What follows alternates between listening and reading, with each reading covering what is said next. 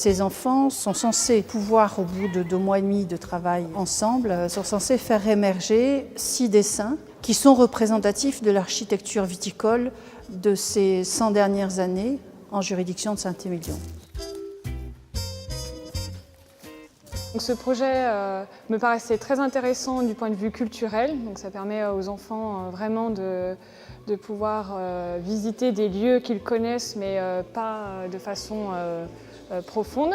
Et ça vise aussi à enseigner qu'il faut faire attention et à préserver justement ces lieux qui sont historiques.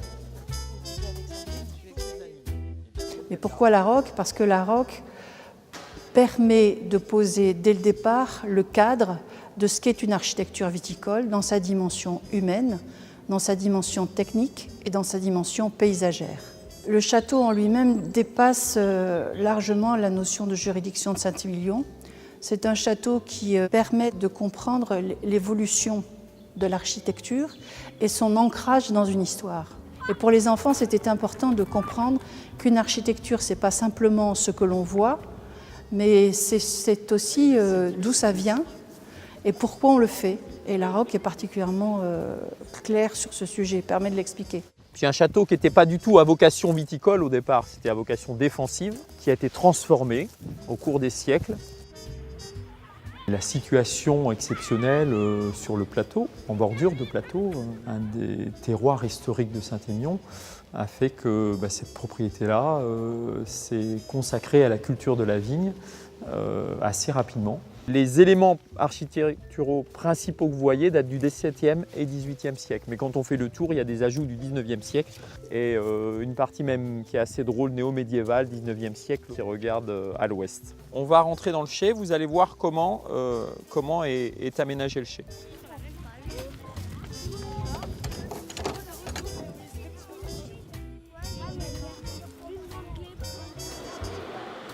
Nous voici descendus dans le chai de la ROC, le chai historique. Pourquoi vous avez mis des cuves en béton? Suite à la Seconde Guerre mondiale, à la fin des années 40, début des années 50, beaucoup de cuviers se sont transformés et le bois a été progressivement remplacé par des cuves en béton. Et là maintenant vous avez 3 minutes pour dessiner ce chai. Alors rappelez-vous, il y a les cuves qui sont en hauteur, il y a les portes comme ça. Voilà. Vous pouvez vous asseoir.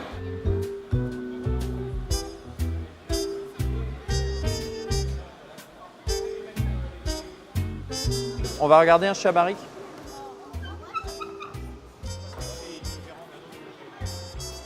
Là, nous sommes dans une pièce qui est beaucoup plus calme. Je ne sais pas si vous entendez.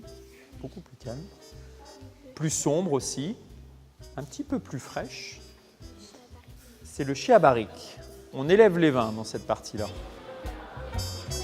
C'est vrai que de passer par le dessin, ça permet aussi à certains qui sont peut-être moins à l'aise par la discussion, par l'écriture, de transmettre aussi ce qu'ils ont ressenti et leur perception en fait. L'idée que j'essaye de leur donner, c'est qu'on est ici un peu en reportage. C'est-à-dire qu'on va prendre des notes, on essaye de comprendre une vue générale des choses.